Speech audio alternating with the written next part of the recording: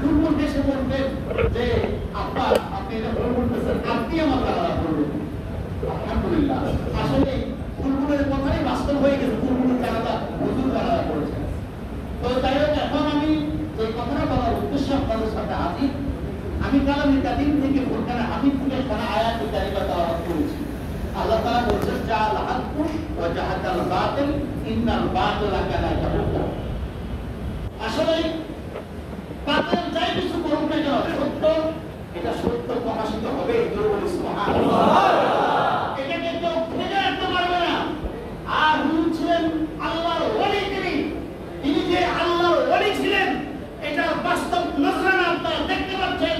এই বাংলার জমিন মানুষ দেখতে পাবে আমার আল্লাহর ওলির এই জবানে যে কথা হয়েছিল, এই বাংলার জমিনে কোরআন সুন্নাহর রাত কায়েম হবে, মুসলমানরা ডুবে আর ডুবো, ইনশাআল্লাহ আল্লাহর ওলির জবান তারা দেখতে পাবে ইনশাআল্লাহ।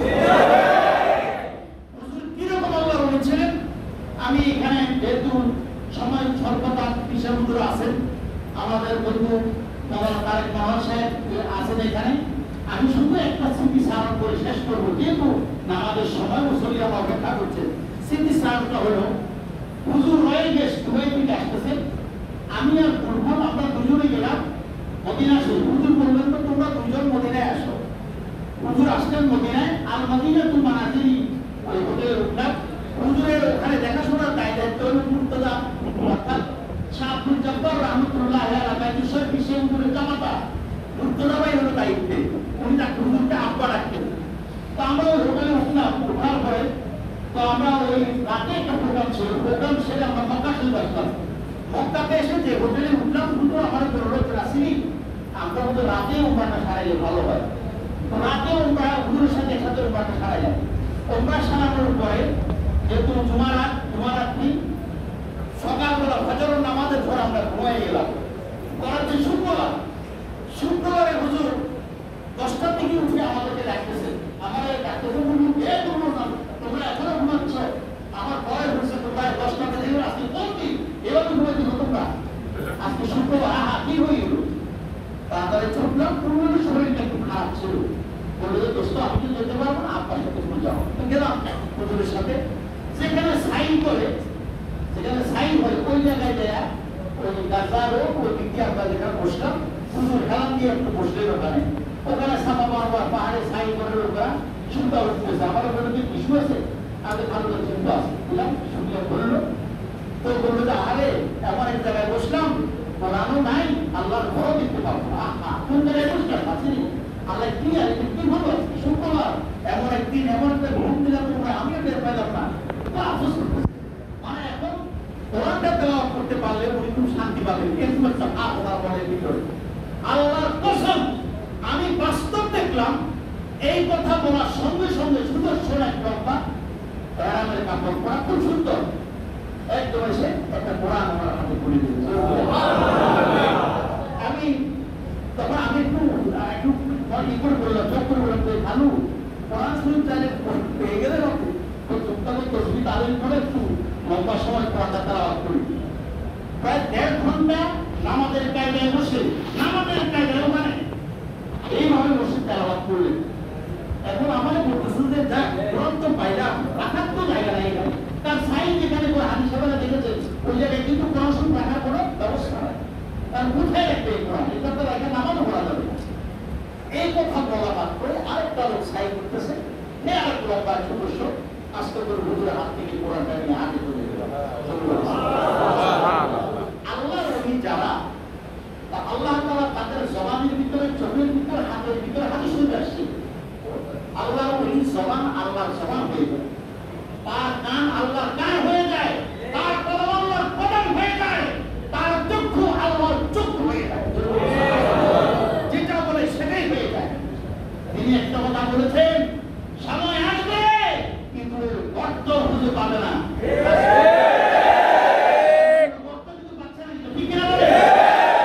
এমন এক ঝাঁকানি হবে, সেই ঝাঁকিতে মারোয়ারি দিল্লি গিয়ে পড়বা।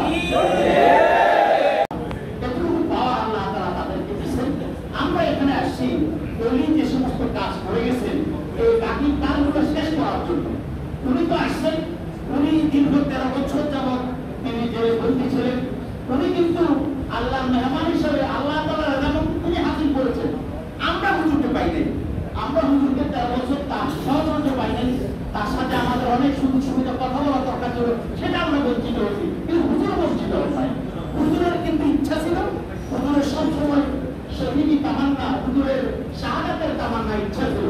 আল্লাহ তাআলা হুজুরকে ওই অবস্থাতে শাহাদাতের দ্বারা নসিব করেছেন। জরুরি আল্লাহ তাআলা হুজুর শহীদ হিসাবে গেছেন।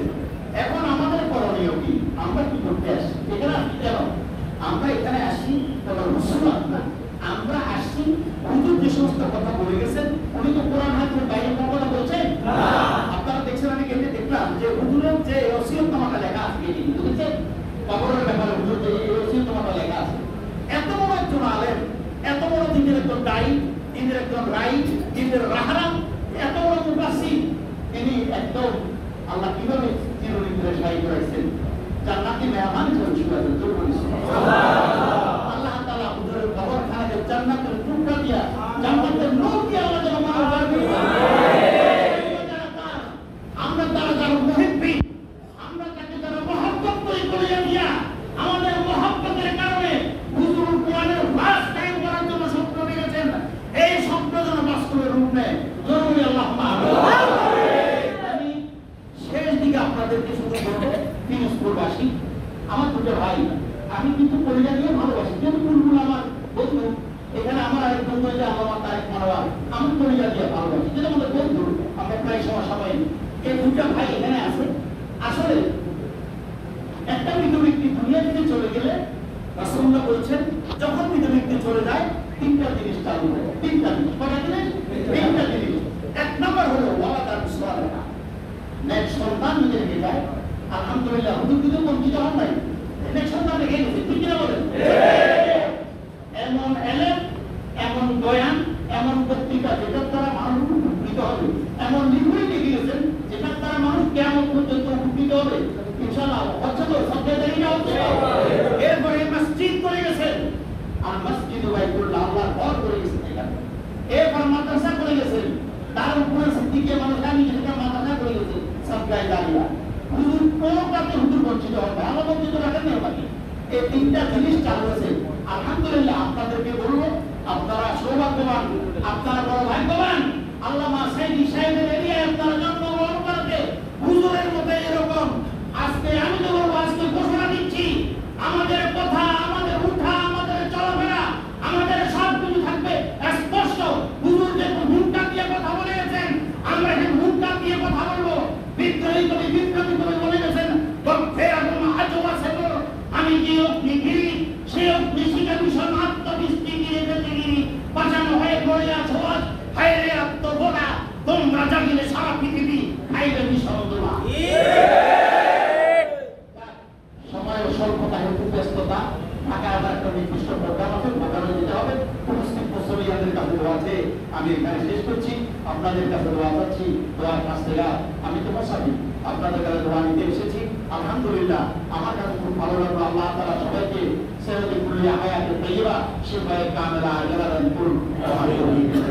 আসসালামু আলাইকুম ওয়া রাহমাতুল্লাহি তাআলা ওয়া বারাকাতুহু। তারা টাকাটা বলতে দাও।